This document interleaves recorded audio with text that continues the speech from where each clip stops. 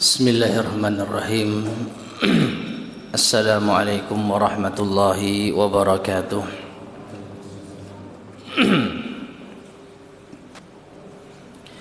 Innal hamdalillah nahmaduhu wa nasta'inuhu wa nastaghfiruh wa na'udzu billahi min shururi anfusina wa min sayyiati a'malina. من يهده الله فلا مضل له ومن يضلل فلا هادي له وأشهد أن لا إله إلا الله وحده لا شريك له وأشهد أن محمدا عبده ورسوله اللهم صل وسلم وبارك على نبينا محمد وعلى آله وأصحابه ومن تبعهم بإحسان إلى يوم الدين أما بعد. Ma'asyiral muslimin rahimani wa rahimakumullah. Alhamdulillah, pada malam hari ini kita bisa melanjutkan kembali kajian kita membahas kitab Kun Salafiyan 'alal Jaddah, jadilah salafi sejati, yang disusun oleh Syekh Abdus Salam Ibn Salim As-Suhaimi hafizahullahu ta'ala. Dan kita melanjutkan, yaitu masih di bab yang kedua pada pembahasan laqab-laqab atau julukan-julukan yang mulia ini menyelisihi julukan apapun dari setiap kelompok yang ada dari beberapa sisi. Taib. Jadi al-muallif hafizahullah membahas tentang perbandingan antara julukan yang disematkan kepada ahlus sunnah dan julukan-julukan yang disematkan kepada ahli bid'ah. Adapun ahlus sunnah wal jamaah, mereka memiliki beberapa julukan, beberapa nama yang berbeda-beda tapi hakikatnya satu. Ahlus sunnah wal jamaah, al-firqatun najiyah, at-taifatul mansurah, ahlul hadits wal athar, as-salafiyun. Itu adalah nama-nama atau julukan-julukan dari ahlus sunnah wal jamaah yang semuanya menunjukkan Islam, semuanya menunjukkan kembali kepada Al-Quran dan As-Sunnah sesuai dengan pemahaman salaf. Adapun kelompok-kelompok ahli bid'ah, maka kalau dilihat dari nama-nama mereka, ada kalanya disandarkan kepada nama tokoh dan ada kalanya disandarkan kepada pemikiran mereka. Nah, sehingga nama-nama yang mulia dari ahlus sunnah wal jamaah ini berbeda dengan nama-nama kelompok-kelompok yang ada, ditinjau dari beberapa sisi. Dan telah kita bahas sebelumnya sisi yang pertama dan sisi yang kedua, ya, sisi yang pertama dan sisi yang kedua. Nah, sekarang kita lanjut pada sisi yang ketiga yang membedakan antara nama ahlus sunnah wal jamaah atau julukan-julukan ahlus sunnah wal jamaah dengan julukan-julukan ahli bid'ah. Berkata al-muallif hafizahullah, as-salisu, yang ketiga, annaha alqabun minha ma huwa thabitun bis sunnati sahihah. Bahwasanya julukan-julukan ini atau nama-nama ini yang tadi kita sebutkan, ahlus sunnah, ahlul hadis, al-firqatin najiyah, at-taifah al-mansurah, as-salafi, maka nama-nama ini ada di antaranya yang telah ditetapkan berdasarkan sunnah yang sahih. Jadi berdasarkan hadis yang sahih. Wa minha ma lam yabras illa fi muwajahati ahli al-ahwa'i wal firqati ad-dalah li raddi bid'atihim. Dan di antara nama-nama tersebut ada yang kemunculannya tidak lain untuk menghadapi ahli ahwa, kelompok yang menyimpang, yang tersesat, untuk membantah kebid'ahan mereka. Jadi ada kalanya nama-nama tersebut baru muncul, baru mulai dikenal ketika berhadapan dengan kelompok yang menyimpang. Wa ib'adil khalati bihim wa limunabazatihim, dan untuk menjauhkan tercampurnya antara yang hak dan yang batil, dan untuk membungkam mereka. Jadi agar membedakan mana ahlus sunnah yang sesungguhnya dengan orang-orang yang mengaku ahlus sunnah wal jamaah, maka dikenallah sebagian nama-nama tadi. Ya. Falamma zaharatul bid'ah, maka ketika nampak kebid'ahan, tamayyazu bis sunnah, maka mereka membedakan diri dengan nama sunnah. Ya. Jadi istilah ahlus sunnah sendiri kalau kita cermati, maka populernya atau lebih dikenalnya ketika muncul kebid'ahan. Karena di awal masa Islam, di zaman Rasulullah sallallahu alaihi wasallam, tidak terlalu populer istilah ahlus sunnah. Cukup masuk ke dalam agama Islam dan mengikuti petunjuk Rasulullah sallallahu alaihi wasallam bersama para sahabat sudah cukup. Karena saat itu tidak ada kelompok yang menyimpang. Kalau ada kelompok yang menyimpang, maka bisa dipastikan berhadapan langsung dengan Rasulullah sallallahu alaihi wasallam, dan mereka tentu saja bukan termasuk kaum muslimin. Mereka orang-orang di luar Islam. Maka yang ada adalah Islam dan kufur, iman dan syirik. Ya. Adapun sepeninggal Rasulullah sallallahu alaihi wasallam, ketika muncul kebid'ahan, maka mulai diangkatlah istilah sunnah untuk membedakan antara pelaku bid'ah dan orang-orang yang berpegang teguh dengan sunnah. Nah, kemudian walamma hukkimar ra'yu, dan ketika ra'yi yaitu akal dijadikan sebagai sandaran hukum, tamayyazu bil hadits wal athar, maka ahlus sunnah wal jamaah membedakan diri mereka dengan nama ahli hadis dan athar. Ya. Jadi mungkin nama ahlus sunnah sudah mulai dipakai oleh orang-orang yang menyimpang, tetapi mereka mendahulukan ra'yu, mendahulukan akal. Maka dikenallah istilah ahlu al-athar, ahlu al-hadis, kelompok yang mendahulukan hadis dan asar, yaitu riwayat-riwayat salaf daripada mendahulukan akal. Ya. Jadi karena ada kelompok yang mendahulukan akal, maka muncullah istilah ahlul hadis. Karena hadis ya bertentangan dengan akal. Dalam artian mendahulukan akal ini bisa jadi akan bertentangan dengan apa? Hadis.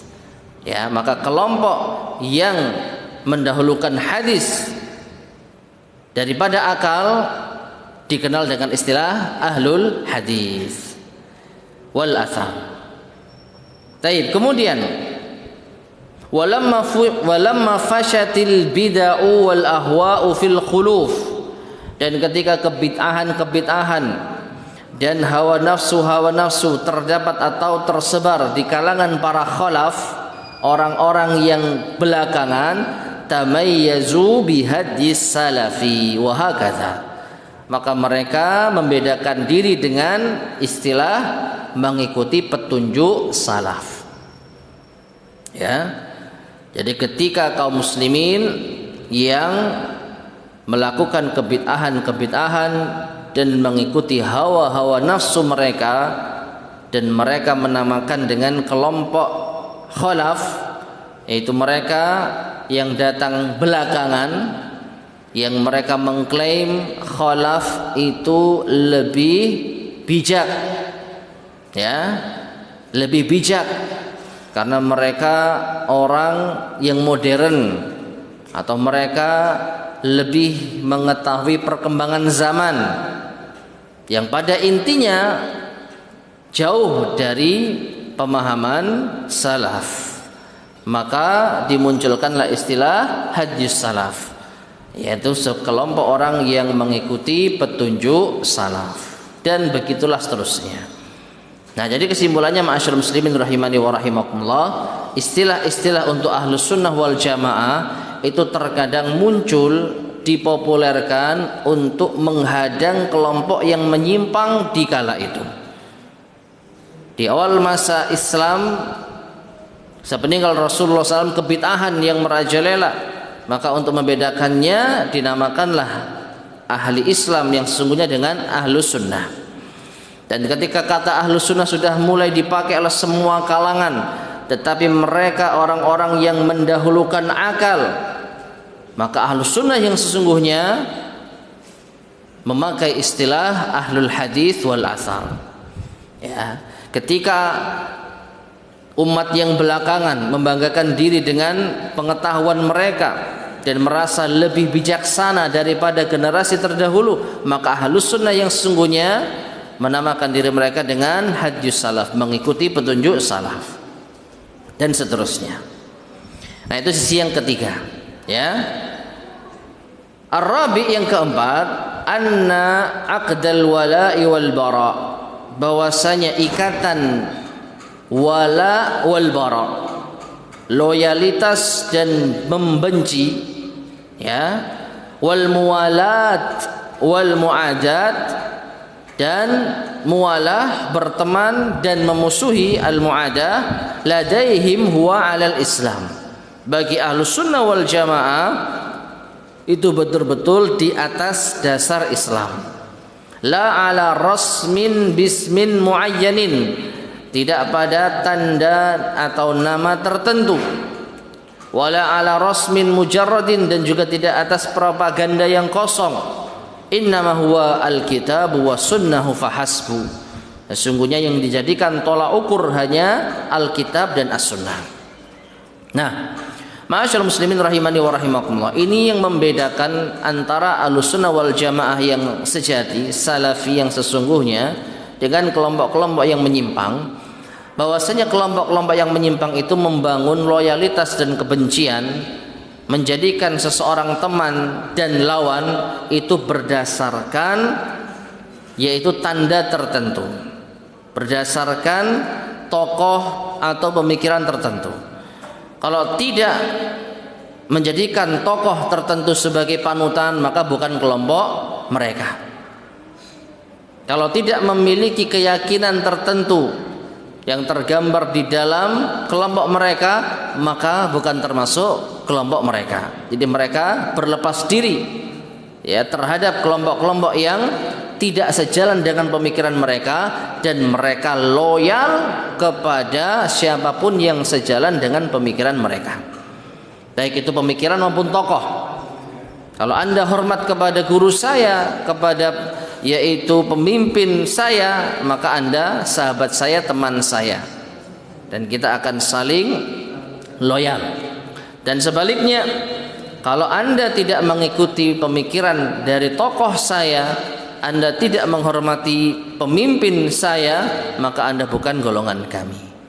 Ya, itulah yang dimaksud membangun wala wal bara, loyalitas dan kebencian dengan selain Alkitab dan As-Sunnah.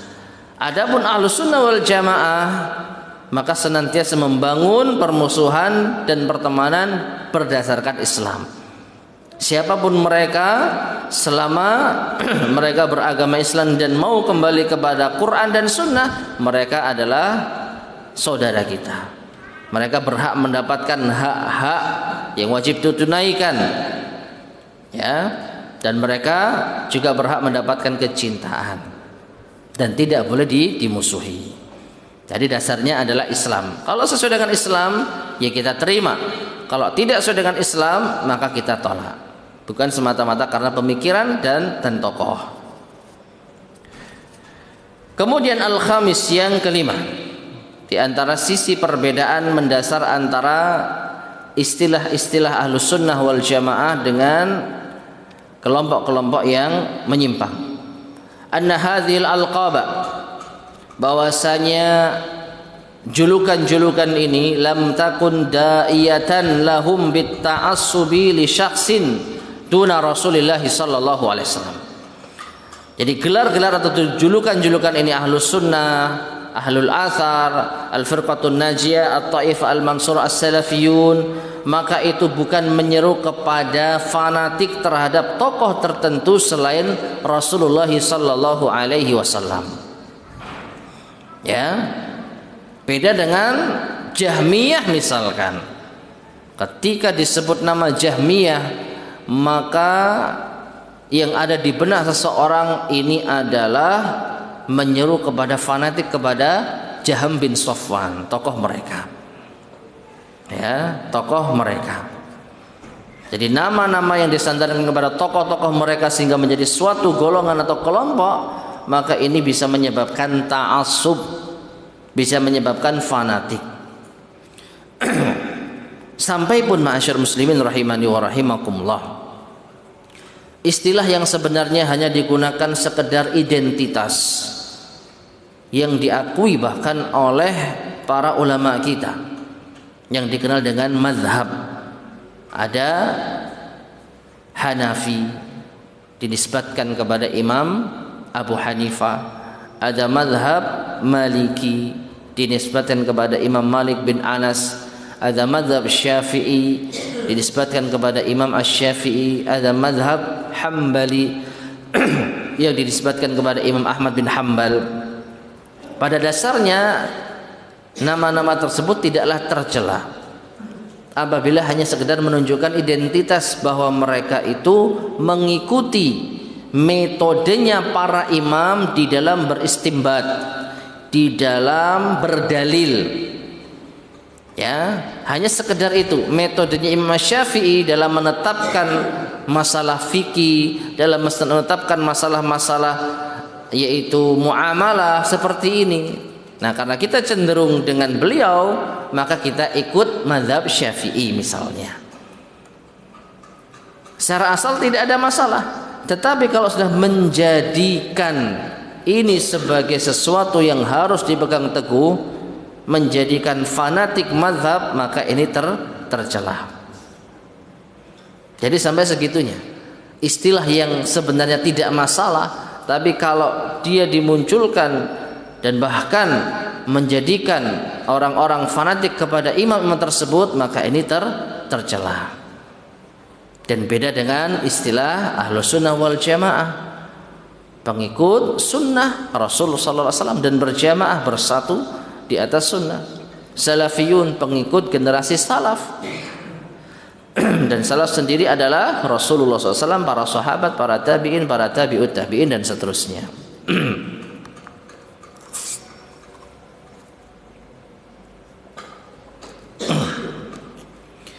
Jadi julukan-julukan bagi Ahlussunnah wal Jamaah yang tadi kita sebutkan, maka tidaklah sedikit pun menyeru kepada fanatik terhadap tokoh tertentu.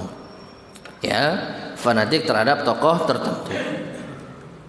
As-sadisu, yang keenam, anna hadhil alqaba la tufdi ila bid'atin wala ma'siyatin wala asabiyatin li syakhsin muayyanin wala li ta'ifatin muayyanatin. Bahwasanya julukan-julukan ini tidaklah mengarahkan kepada kebid'ahan dan juga tidak pula maksiat dan tidak pula asabiyah, yaitu berkelompok-kelompok fanatik, ya, asabiyah dengan ta'assub hampir sama. Tidak ta'assub, tidak fanatik kepada orang tertentu dan juga kelompok tertentu. Jadi orang ketika mengatakan ahlul hadis, ketika mengatakan al-firqatun najiyah, ketika mengatakan at-taifah al-mansurah, ketika mengatakan salafiyun, maka tidak sedikit pun ini mengarah kepada kebid'ahan dan kemaksiatan, dan juga fanatik terhadap tokoh tertentu maupun kelompok tertentu.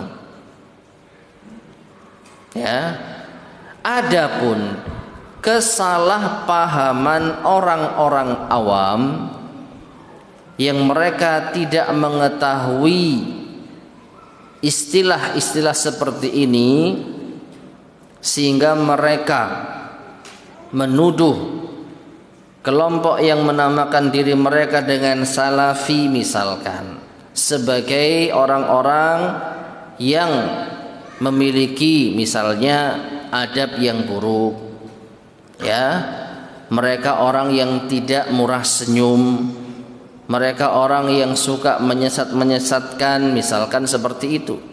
Maka kalau kita perhatikan, ini harusnya dilihat dari person-personnya, bukan dilihat dari penisbatannya. Ya. Jadi ada kalanya orang awam itu melihat fenomena dakwah, kemudian ketika dimunculkan istilah salafi, oh itu orang yang seperti ini ya. Padahal itu hanya oknum.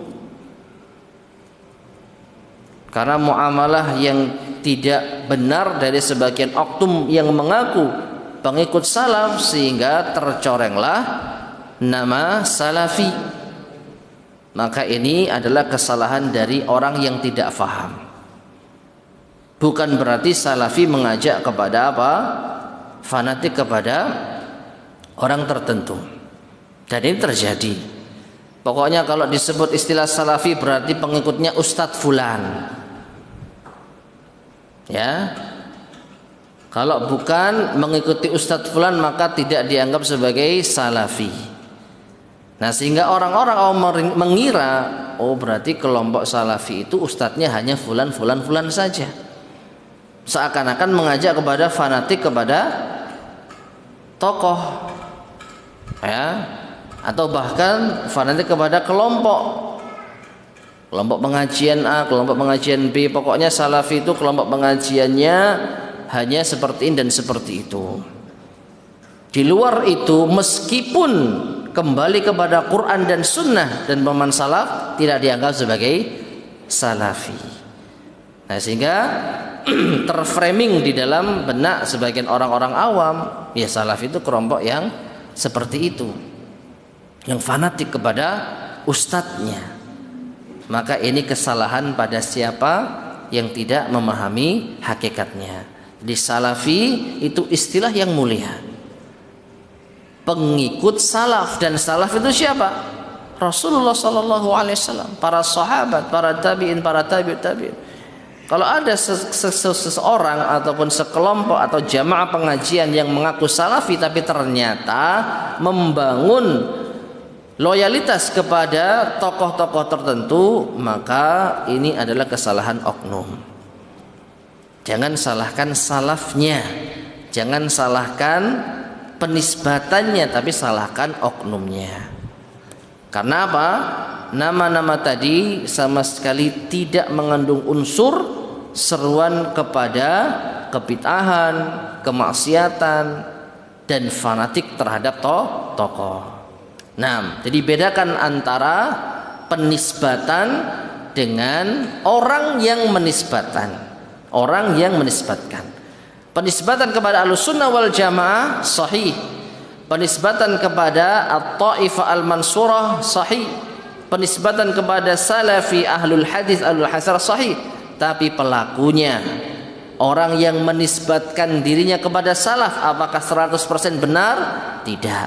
Jadi yang salah siapa? Orangnya, bukan salafnya. Ya, ini hal yang perlu untuk kita ketahui. Nah, sekarang pembahasan beralih pada penjelasan tentang nama-nama atau istilah-istilah Ahlus Sunnah wal Jamaah. Berkata al-muallif hafizahullah taala, wa linashra' fit ta'rifi bi musammayati ahli sunnati wal jamaati bil ikhtisar. Dan kita akan menjelaskan penamaan-penamaan ahlus sunnah wal jamaah secara ringkas. Awalan, yang pertama, di antara nama ahlus sunnah wal jamaah adalah ahlus sunnah wal jamaah itu sendiri. Hadal ism, nama ini minal asma'il masyhurah, di antara nama-nama yang telah masyhur, allati urifa biha ahlus sunnah, yang dengannya dikenal ahlus sunnah. Wa huwa yutlaqu maqrunan bis sunnah, dan dia dimutlakan bergandengan dengan sunnah, ahlu as-sunnah. Fayuqalu, dan dikatakan ahlus sunnah wal jamaah. Jadi kadang-kadang digabung ahlus sunnah wal jamaah, digandeng antara sunnah dan jamaah. Waqad yaridu munfaridan, dan terkadang yaitu disebutkan dengan bentuk tersendiri, yaitu ahlus sunnah tanpa apa? Jamaah. Maksudnya hanya disebutkan ahlus sunnah saja. Wa yuqalu, dan terkadang juga disebut ahlul jamaah. Jadi terkadang ahlus sunnah wal jamaah, terkadang ahlus sunnah saja, dan terkadang ahlul jamaah saja. Wa huwa qalilun, dan yang ketiga ini sedikit. Penyebutan ahlus sunnah dengan ahlul jamaah itu sedikit. Yang paling sering ahlus sunnah wal jamaah, itu yang paling lengkap. Atau minimalnya ahlu as-sunnah. Adapun ahlul jamaah ini sedikit sekali yang disebutkan seperti ini. Wal ghalibu iqtiranuhu bis sunnah, dan yang paling sering dikaitkannya dengan sunnah, digandengkan dengan sunnah, ahlu as-sunnah. Qala Ibnu Taimiyah rahimahullah, Syekhul Islam Ibnu Taimiyah rahimahullah berkata, fa inna sunnata maqrunatun bil jamaah, maka sesungguhnya sunnah itu digandengkan dengan jamaah. Kama annal bid'ata maqrunatun bil furqah, sebagaimana bid'ah itu digandengkan dengan al furqah. Apa itu? Terpecah belah. Fayuqalu ahlus sunnati wal jamaah, ahlus sunnah dan berjamaah, kama yuqal, sebagaimana disebut ahlul bid'ati wal furqah, ahli bid'ah yang terpecah belah. Nah, jadi ahlus sunnah itu harusnya identik dengan al jamaah, berkumpul bersatu di atas sunnah. Karena kalau bercerai-berai, maka ini identik dengan ahlul bid'ah. Kalau ahlul bid'ah, maka gandengannya al-furqah, ahlul bid'ah dan berkelompok-kelompok. Sedangkan ahlus sunnah harusnya berjamaah, bersatu. Ya. Namun sekali lagi, setan tidak ridho apabila ahlus sunnah wal jamaah itu mereka bersatu, sehingga mereka atau setan-setan tersebut berusaha untuk memecah belah barisan ahlus sunnah wal jamaah. Ya. 6. Kemudian wa min asbabi tasmiyatihim bihadzal ism, dan di antara sebab penamaan mereka dengan nama ini ahlus sunnah wal jamaah, annahum qad tamayyazu bimaziyataini azimatain, karena sesungguhnya mereka ahlus sunnah wal jamaah mereka memiliki keistimewaan, setidaknya 2 keistimewaan yang besar. Al-ula, yang pertama, tamassukuhum bi sunnatir rasul sallallahu alaihi wasallam hatta saru ahlaha, yaitu berpegang teguhnya mereka dengan sunnah Rasulullah sallallahu alaihi wasallam sehingga mereka menjadi ahlinya. Bi khilafi sairil firaqi, berbeda dengan kelompok-kelompok yang ada. Fahiya tatamassaku bi araiha wa ahwaiha, maka sesungguhnya mereka berpegang teguh dengan pendapat-pendapat mereka dan hawa-hawa nafsu mereka, wa aqwali qadatiha, dan ucapan-ucapan pemimpinnya, fahiya la tunsabu ila sunnah, maka kelompok-kelompok tersebut tidaklah dinisbatkan kepada sunnah. Wa innama tunsabu ila bid'aiha, sesungguhnya dinisbatkan kepada kebid'ahannya, au ila a'immatihim au ila af'alihim kama taqaddam, atau kepada imam-imam mereka atau kepada amalan-amalan mereka sebagaimana yang telah berlalu. Jadi ini keistimewaan yang pertama. Ahlus sunnah ya memiliki keistimewaan karena berpegang teguh dengan sunnah. Perhatikan, inilah yang seharusnya, inilah yang mesti diwujudkan dengan sebenarnya. Menamai diri dengan ahlus sunnah, maka harus berpegang teguh dengan sunnah. Ya. Nah, meskipun nantinya istilah ahlus sunnah wal jamaah sudah mulai laku dipakai oleh sampai pun kepada kelompok-kelompok yang menyimpang, karena mereka melihat penerimaan yang besar oleh umat ini kepada istilah ahlus sunnah wal jamaah. Dari sisi istilah, mereka mengakui bahwa ahlus sunnah wal jamaah itu adalah kelompok yang di atas kebenaran. Bagaimana tidak? Ahlus sunnah kembali kepada sunnah, senantiasa menetapi sunnah, tentu yang dimaksud sunnah Rasulullah SAW, dan berjamaah mereka bersatu di atas sunnah. Meskipun secara praktek kita bisa menyaksikan sebagian kalangan yang mengaku sebagai ahlus sunnah wal jamaah, mereka lebih mengedepankan ucapan tokoh-tokoh mereka daripada sunnah Nabi Sallallahu Alaihi Wasallam. Ya, jadi bisa dikatakan itu sebagai kedok supaya mereka diterima oleh siapa? Umat. Karena kalau mereka terang-terangan bukan ahlus sunnah wal jamaah, maka umat akan menolak mereka.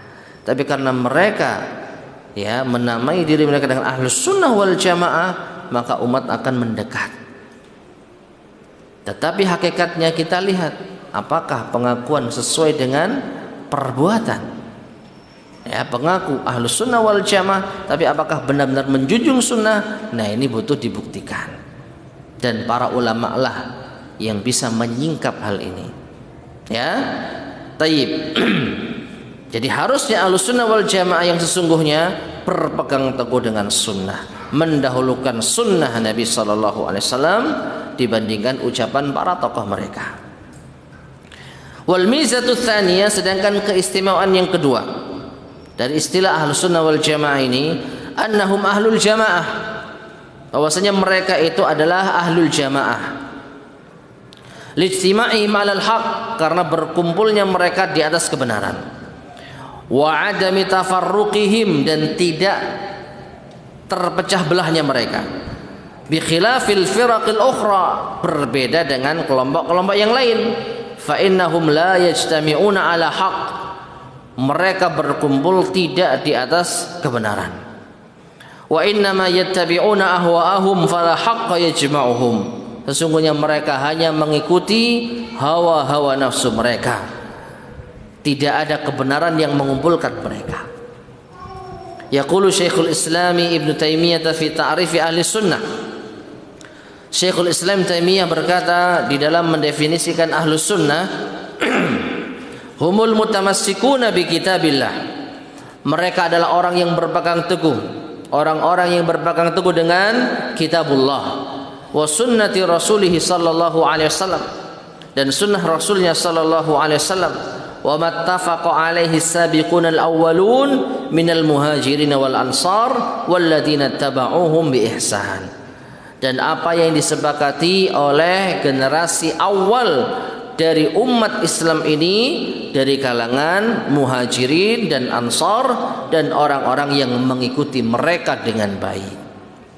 Ya, jadi kesimpulannya ahlus sunnah wal jamaah memiliki dua keistimewaan. Yang pertama, mereka senantiasa berpegang teguh dengan sunnah, dan yang kedua, mereka berjamaah, berkumpul di atas sunnah.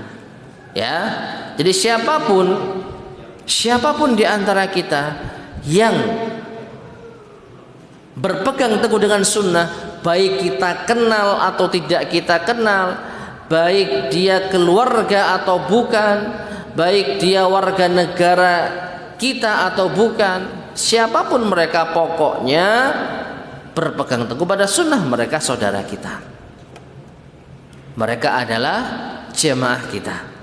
Sampai pun kita tidak mengenal mereka, sampai pun kita tidak tahu siapa keluarga mereka, di mana mereka tinggal, apa kegiatan mereka, tapi ketika mereka menampakkan cinta kepada sunnah, ketika mereka mengamalkan sunnah, maka hati ini langsung terpaut. Nah, ini berarti sesama ahlus sunnah wal jamaah.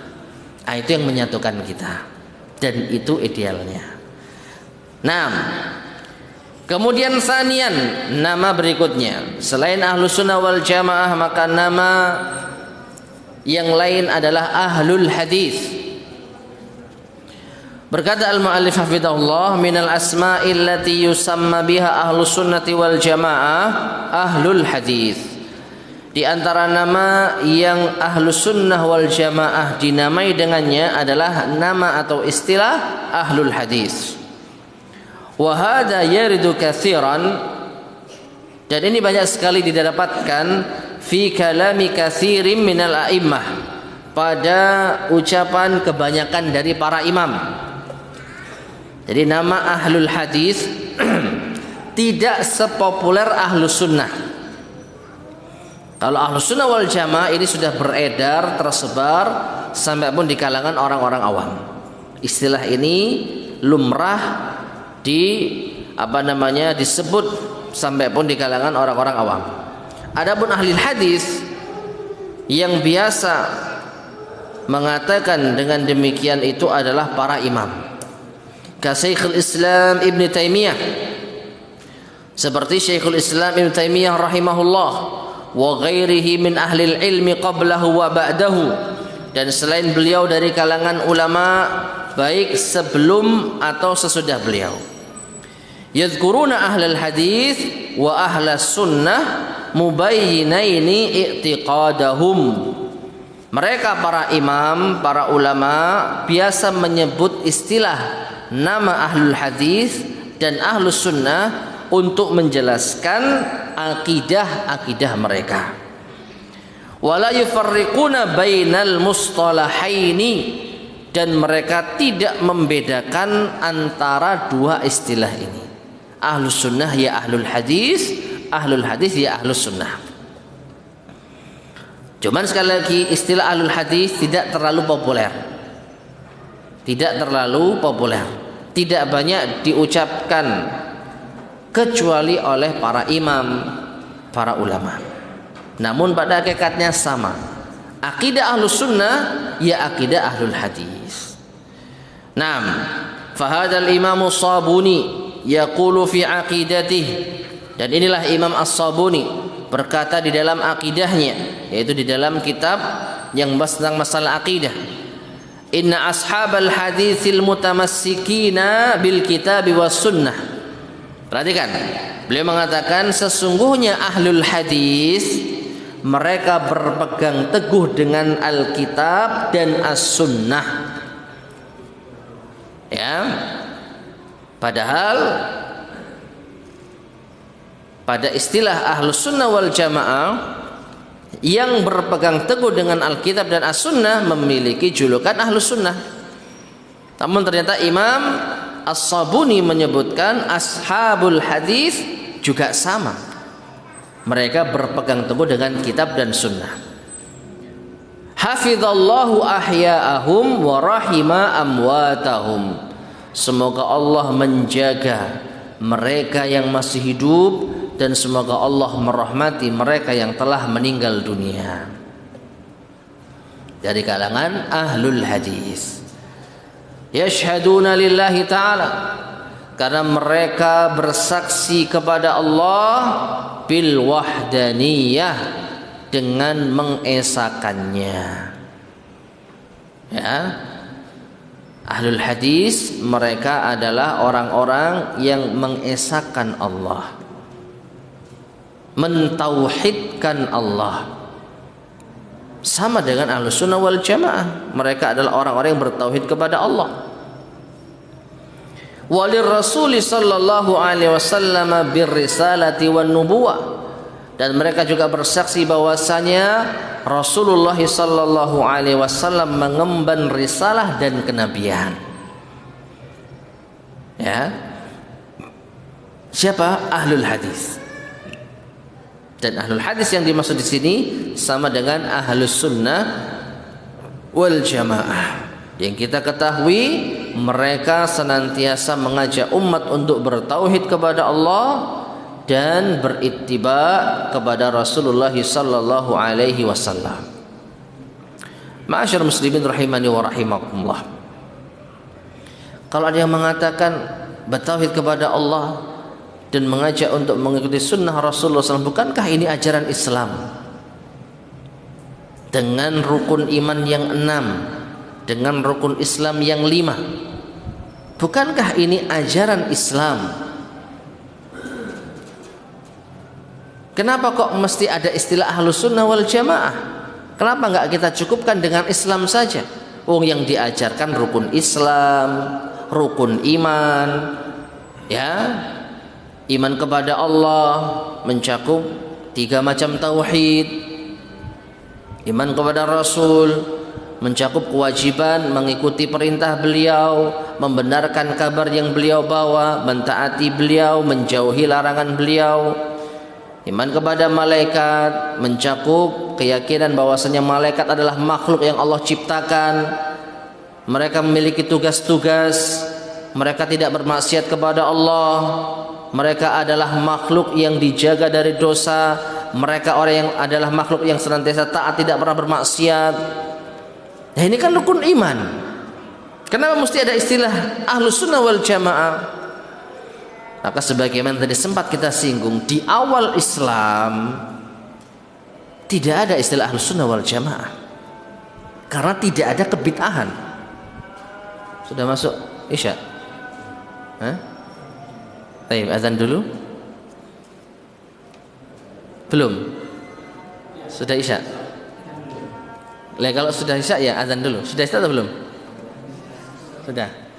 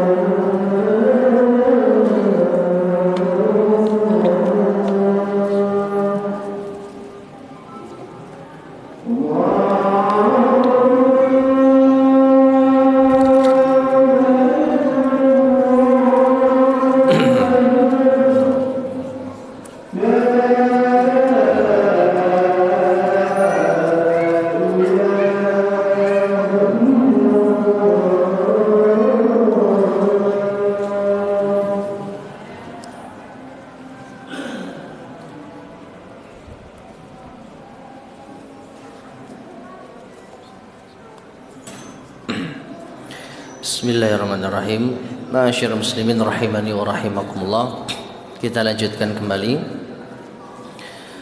Jadi istilah Ahlus Sunnah wal Jamaah ini dibutuhkan untuk membedakan antara kelompok Islam yang murni berpegang teguh kepada Al-Quran dan Sunnah yang hakiki dengan kelompok Islam yang mereka sudah mengikuti hawa nafsu, yang mereka menjauh dari petunjuk Al-Quran dan Sunnah dan pemahaman salaf. Jadi mau tidak mau istilah Al-Sunnah wal Jamaah mesti muncul di kala itu. Meskipun yang dipelajari ya rukun Islam, rukun iman. Ya.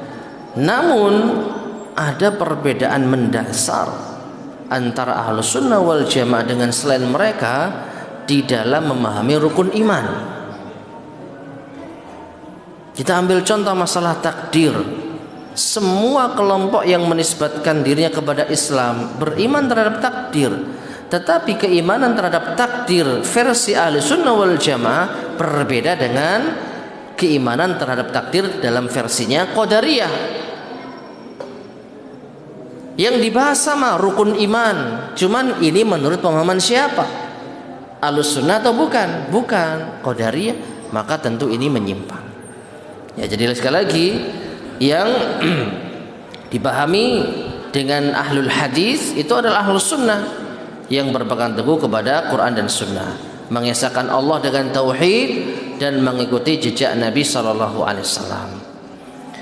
Ila an yaqul, sampai pada ucapan beliau Al-Imam As-Sabuni, wa qad a'adallahu ahlas sunnati minat tahrif wa takyif, dan sungguh Allah Subhanahu wa taala telah menjaga ahlus sunnah dari tahrif dan takyif, yaitu memalingkan nama-nama dan sifat-sifat Allah dan membayangkan bagaimana sifat Allah, wa tashbih, dan menyerupakan sifat Allah, wa man 'alaihim bit ta'rif wa tafhim, dan Allah memberikan anugerah kepada ahlul hadis, ahlus sunnah dengan pengetahuan dan pemahaman. Wa yaqulu Syekhul Islam Ibnu Taimiyah, dan Syekhul Islam Ibnu Taimiyah rahimahullah berkata, madhhabus salafi ahlul hadis was sunnati wal jamaah. Madhabnya kaum salaf adalah ahlul hadis, ahlus sunnah wal jamaah. Artinya ahlul hadis dan ahlus sunnah tidak ada perbedaan. Fal muradu bi ahlil hadis, maka yang dimaksud dengan ahli hadis fi kutubi aqaidis salaf. Perhatikan, dalam kitab-kitab akidah kaum salaf, hum ahlus sunnah, mereka adalah ahlus sunnah.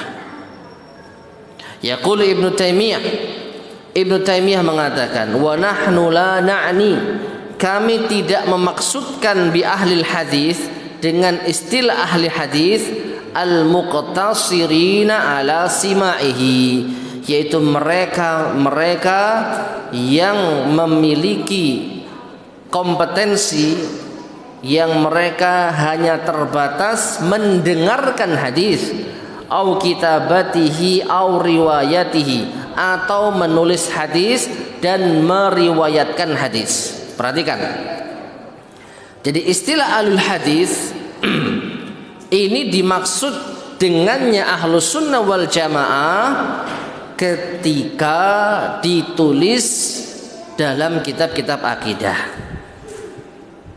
Adapun kalau istilah alul hadis terdapat di dalam kitab-kitab hadis atau kitab-kitab fikih, maka beda lagi keterangannya. Ya, dalam bidang hadis, ahlul hadis itu siapa? Mereka yang mendengarkan hadis dan yang meriwayatkan hadis dan yang menulis hadis.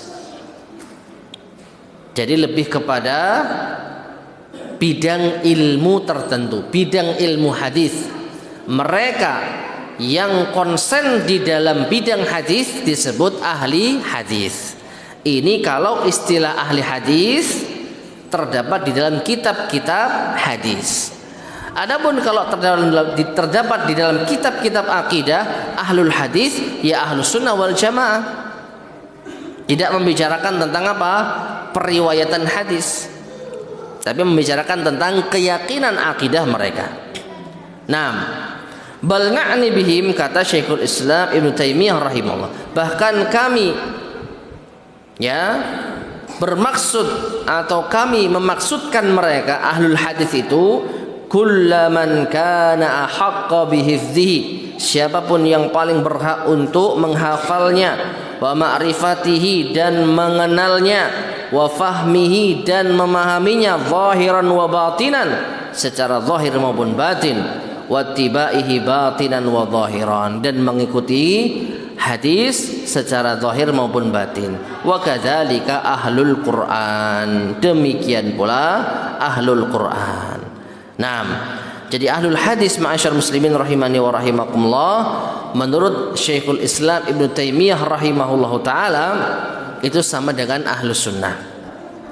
Ya, siapapun mereka yang menghafal, memahami, mengetahui, mengamalkan hadis Nabi sallallahu alaihi wasallam lahir maupun batin, mereka adalah ahlus sunnah. Ya, jadi untuk menjadi ahli hadis dalam masalah akidah tidak harus konsen di dalam ilmu hadis. Bedakan ahli hadis di dalam bidang ilmu hadis, mereka yang sibuk dalam meriwayatkan hadis, mendengarkan hadis, menyampaikan hadis. Tapi kalau ahli hadis dalam masalah akidah, siapapun mereka yang memiliki akidah Ahlussunnah wal Jamaah dan mengamalkan sunnah. Nah, wallahu taala alam bisawab. Taib ma'asyar muslimin rahimani wa rahimakumullah. Jadi sudah 2 nama Ahlussunnah wal Jamaah yang kita bahas, dan insyaallah akan kita lanjutkan pada kesempatan berikutnya nama yang lain, yaitu al-athariyah atau ahlul athar. Wallahu taala a'lam bissawab. Ma'asyar muslimin rahimani wa rahimakumullah, kita cukupkan kajian kita di malam hari ini, mudah-mudahan bermanfaat. Kurang lebihnya saya mohon maaf. Kita akhiri, subhanakallahumma bihamdika asyhadu an la ilaha illa anta astaghfiruka wa atubu ilaik. Walhamdulillahirabbil alamin. Wassalamualaikum warahmatullahi wabarakatuh.